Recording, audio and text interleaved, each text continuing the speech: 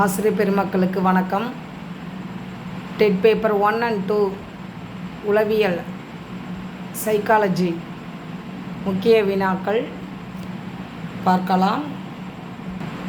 Tinted paper 1 and 2 psychology பேப்பரில் குழந்தை மேம்பாடு அண்ட் கற்பித்தல் அப்படிங்கிற டாப்பிக்கில் 1 பியாஜேயின் அறிவு வளர்ச்சி நிலைகள் எத்தனை? பியாஜேவின் அறிவு வளர்ச்சி நிலைகள் எத்தனை? 4 நிலைகள். 2 முதல் 7 வயது குழந்தையின் நிலை என்ன? 2 முதல் 7 வயது குழந்தையின் நிலை என்ன? முன் செயல்பாட்டு நிலை, ப்ரீ ஆப்ரேஷனல் ஸ்டேஜ். கற்றல் வளைகோடு லேர்னிங் கர்வ் என்று சொன்னவர் யார்? கற்றல் வளைகோடு லேர்னிங் கர்வ் என்று சொன்னவர் யார்? தார்ண்டைக். இந்த தார்ண்டைக் பற்றி நிறைய கேள்விகள் நிறைய இருக்குது. தார்ண்டைக் எந்த நாட்டைச் சேர்ந்த உளவியலாளர் அப்படின்னு கேட்பாங்க. அவர் அமெரிக்க நாட்டைச் சேர்ந்தவர். தார்ண்டைக் அவர்களின் கற்றல் கோட்பாட்டின் பெயர் என்ன என்று கேட்பார்கள். இணைப்பு தியரி அல்லது தூண்டல் துலங்கல் கோட்பாடு என்று எழுதலாம். தார்ண்டைக் தனது பரிசோதனைக்காக எதனை பயன்படுத்தினார் என்று கேட்பார்கள். பூனைகள் மற்றும் புதிர்பெட்டியை பயன்படுத்தினார். தார்ண்டைக் கண்டறிந்த முதன்மை கற்றல் விதிகள் என்னன்னு கேட்பாங்க. தயார் நிலை விதி. தார்ண்டைக் ஒரு செயலை செய்ய மாணவர் தயாராக இருக்கும்போது கற்றல் எளிதாகிறது. பயிற்சி விதி அப்படின்னு திரும்ப செய்யப்படும் பயிற்சி கற்றலை வலுப்படுத்துகிறது அப்படின்னு, அதாவது லா ஆஃப் எஃபெக்ட் என்று கூறியிருக்கிறார். அடுத்ததாக தார்ண்டைக் பற்றி என்ன கேட்பாங்கன்னா, முயன்று தவறி கற்றல் யாருடையது அப்படின்னு கேட்பாங்க. அதை உருவாக்கியவர் யார் என்று கேட்பாங்க.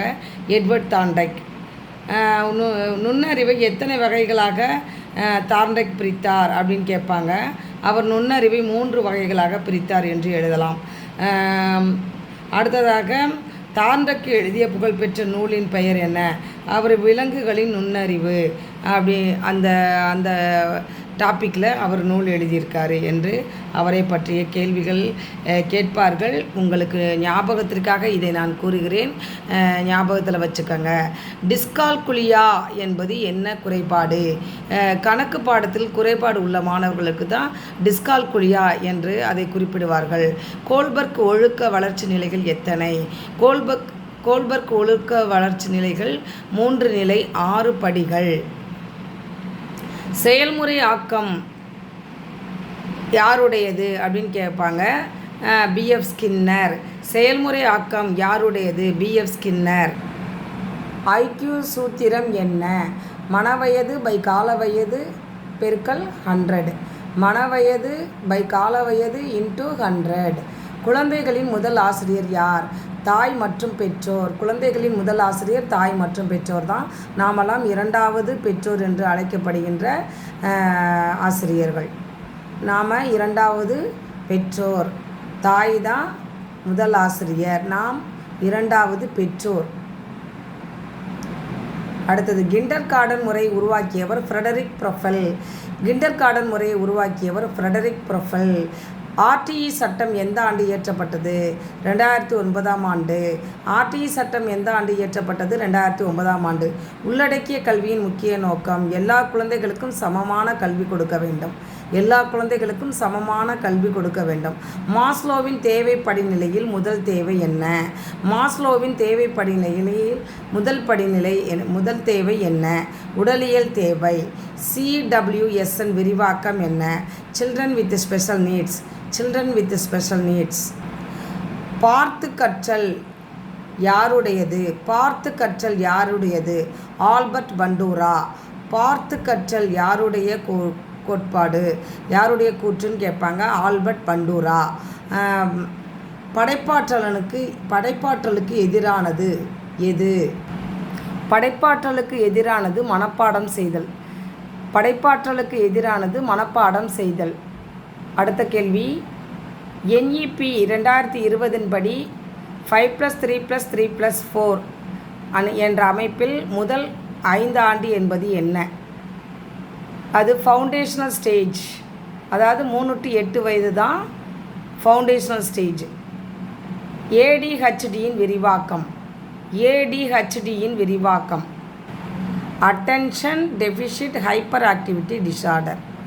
Attention deficit hyperactivity disorder. சாரம் கட்டுதல் கோட்பாடு யாருடையது? சாரம் கட்டுதல் கோட்பாடு யாருடையது? Vygotsky, Bruner. இந்த வைகாட்ஸ்கி பற்றி நிறைய சொல்லலாம்.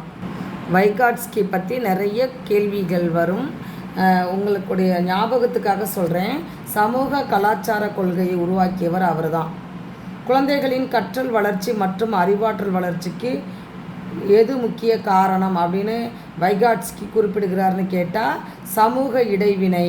சமூக இடைவினையை அவர் அறிவாற்றல் வளர்ச்சிக்கு முக்கிய காரணம் என்று கூறுகிறார். அப்புறம் MKO அதனுடைய விரிவாக்கம் என்ன? அது வைகாட்ஸ்கின் கூற்று.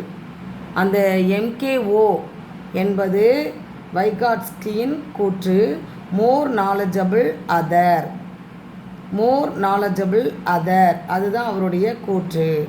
அடுத்தது அவரை பற்றி கேட்க வேண்டிய கேள்வி என்னென்னா, ஒரு குழந்தை தனியாக செய்ய முடியாத செயலை பெரியவர்கள் அல்லது ஆசிரியர்களின் தற்காலிக உதவியுடன் செய்யும் முறை எவ்வாறு அழைக்கப்படுகிறது? அதுதான் இந்த சாரம் கட்டுதல். அதுதான் இந்த சாரம் கட்டுதல். அப்புறம் ZBD அதையும் இவர் தான் சொல்லியிருக்காரு. அண்மை வளர்ச்சி பகுதி. அதுக்கு தமிழில் என்னென்னா அண்மை வளர்ச்சி பகுதி. அந்த ZBD என்பதன் விரிவாக்கம் ஜோன் ஆஃப் ப்ராக்சிமல் டெவலப்மெண்ட். அடுத்தது அவரை பற்றி என்ன கேள்வி கேட்பாங்கன்னா, வைகாட்ஸ்கியின் கூற்றுப்படி மொழியின் வளர்ச்சி எப்போது உருவாகிறது? சமூகத்துடன் தொடர்பு கொள்ளும்போது தான் மொழியின் வளர்ச்சி உருவாகிறதுன்னு வைகாட்ஸ்கி கூறியிருக்கிறாரு. அப்புறம் வைகாட்ஸ்கியை பற்றி என்ன கேட்பாங்கன்னா, அகப்பேச்சு அல்லது தன்முனை பேச்சு. அதை யார் குறிப்பிட்டிருக்காருன்னா வைகாட்ஸ்கி தான் குறிப்பிட்டிருக்கிறாரு. அகப்பேச்சு குழந்தை, அதாவது தனக்குத்தானே குழந்தை பேசிக்கொள்ளுமா, அதாவது செல்ஃப் டாக், அதை அகப்பேச்சு என்று குறிப்பிடுகிறார். இதெல்லாம் உங்கள் ஞாபகத்துக்காக சொல்கிறேன், நீங்கள் ஞாபகத்தில் வச்சுக்கோங்க. கற்றல் குறைபாட்டை கண்டறியும் முதல் படி உற்றுநோக்கல். கற்றல் குறைபாட்டை கண்டறியும் முதல் படி உற்றுநோக்கல். ப்ரூனரின் 3 வகை கற்றல் முறை என்ன? செயல், படிமம், குறியீடு. செயல், படிமம், குறியீடு. தயார் நிலை விதி, பயிற்சி விதி, பலன் விதி. இது யாருடையது? எட்வர்ட் தார்ண்டைக். தயார் நிலை விதி, பயிற்சி விதி, பலன் விதி. இது யாருடையது? எட்வர்ட் தார்ண்டைக். ஒரு வகுப்பறையில் மாணவர் தனிநபர் வேறுபாட்டை மதிப்பது எது? அதாவது வேறுபடுத்தப்பட்ட கற்பித்தல். வேறுபடுத்தப்பட்ட கற்பித்தல்.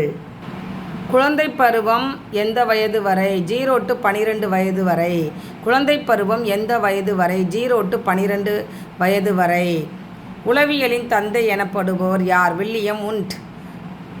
உளவியலின் தந்தை எனப்படுபவர் யார்? வில்லியம் உண்ட்.